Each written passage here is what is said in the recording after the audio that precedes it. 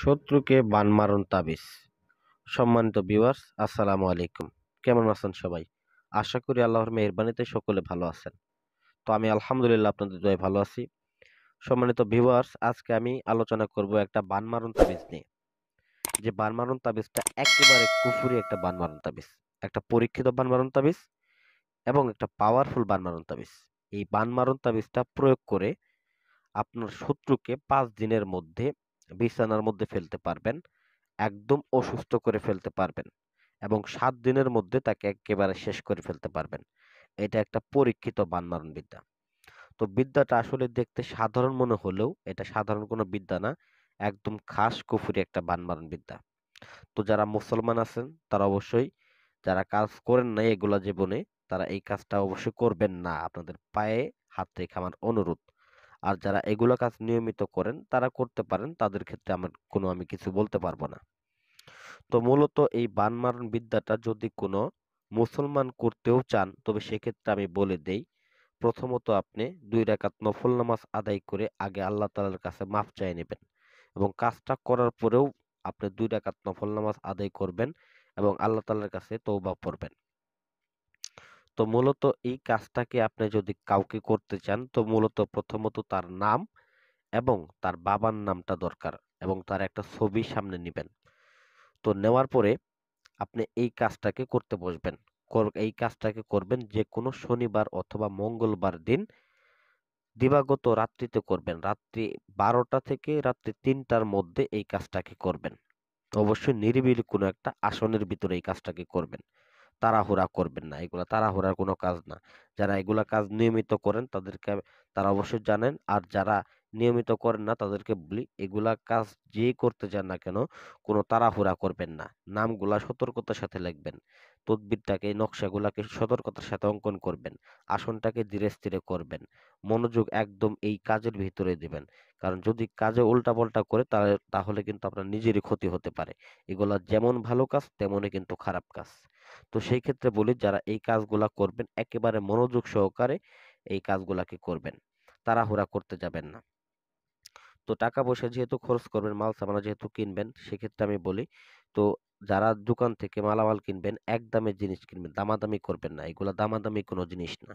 যেখানে যান, যেখানে কাজ করান, দামাদামি করবেন না। তো দেখেন, মূলত যে কোনো শনিবার বা মঙ্গলবার দিন আপনারা আসন করে বসে তারপর এই এই নকশাটাকে অঙ্কন করবেন ৪টা কাগজের উপরে। এটা অঙ্কন করবেন অরিজিনাল কামসিন্দুর সংগ্রহ করে। কামসিন্দুর দ্বারা ৪টা নকশা আপনি অঙ্কন করবেন। অঙ্কন করার পরে নকশাটার ঠিক নিচে নিচে আপনি আপনার শত্রুটার নাম লিখবেন এবং শত্রুর বাবার নামটা লিখবেন। তার পাশাপাশি আপনি শত্রুটার বয়স যদি জানা থাকে তাহলে লিখে দিতে পারেন। আর জানা না থাকলে লেখার কোনো দরকার নেই।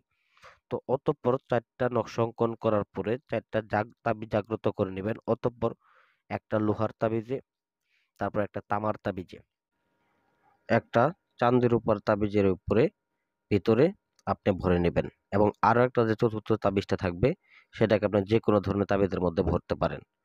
তো ৪টা তাবিজের মধ্যে ভরার পরে তো আপনি যে কোনো একটা তাবিজ আপনি হাতে নেবেন। তো হাতে নেওয়ার পরে ওই তাবিজটাকে আপনার কাছে রেখে দিবেন, প্রথম তাবিজটাকে। তো দ্বিতীয় একটা তাবিজ নেবেন। সেই দ্বিতীয় তাবিজটাকে এবং তৃতীয় তাবিজটাকে, ২টা তাবিজটাকে মাটি দিয়ে ২টা বল তৈরি করবেন। সেই কাদা মাটিতে ২টা বল তৈরি করে সেই বলের ভিতর ২টা তাবিজ দিবেন এবং সেই বল ২টাকে আপনার জ্বলন্ত চুলার ভিতরে রেখে দিয়ে আসবেন। যেখানে আগুনের তাপ লাগে সেখানে আপনি রেখে দিয়ে আসবেন। ২টা তাবিজকে ২ চুলার ভিতরে আপনি রেখে দিবেন। তো প্রথম তাবিজটা এবং শেষের তাবিজটা কিন্তু রয়ে গেল। তো প্রথম তাবিজটাকে আপনার যদি জিন থাকে তো জিন চালানোর মাধ্যমে আপনি ওই শত্রুর বাড়ির আঙিনায় পুঁতে দিবেন। আর যদি সেটাকে না করতে পারেন তবে সেক্ষেত্রে সেই তাবিজটাকে আপনি একটা বাঁশের আগালের ভিতরে ঝুলিয়ে দিবেন, প্রথম তাবিজটাকে। তো তৃতীয়, প্রথম, দ্বিতীয়, তৃতীয় ৩টা তাবিজই শেষ। চতুর্থ যে তাবিজটা রইল, এই চতুর্থ তাবিজটাকে আপনি শ্মশানে অথবা কবরস্থানে যে কোনো ২ জায়গা থেকে এক জায়গায় গাঁথতে হবে। যদি কবরস্থানে গাড়েন, ঠিক আপনার মেয়ে হলে পরে মেয়ে কবরের উপরে গাঁথতে হবে, ছেলে হলে ছেলে কবরের উপর। আর যদি শ্মশানে গাড়েন তো যেখানে মরা পোড়ায় ঠিক ওই জায়গায় আপনাকে গেড়ে আসতে হবে রাত্রিবেলায়। তবে ভয় পাওয়া যাবে না। ভয় পাইলে আপনার নিজের ক্ষতি হবে আর এমনকি আপনি নিজে মৃত্যুবরণও করতে পারেন। এজন্য সাহস নিয়ে কাজটাকে করবেন। তো অবশ্যই এই এতটুকু শুধু আপনি করবেন, বাকিটা দেখবেন আপনি কাজের ফলাফল ১ থেকে ৭ দিন সময় দেব আমি। শুধুমাত্র ৭ দিন। এই ৭ দিনের মধ্যে আপনি আপনার কাজের ফলাফল পেয়ে যাবেন। এটা যদি না পান তো আমাকে অবশ্যই কমেন্ট করে জানাবেন। যারা কাজ করতে পারেন না, স্ক্রিনে আমার নাম্বার দেয়া আছে। তারা যোগাযোগ করে কাজ করে নিতে পারেন। তো আজকের ভিডিও এই পর্যন্তই।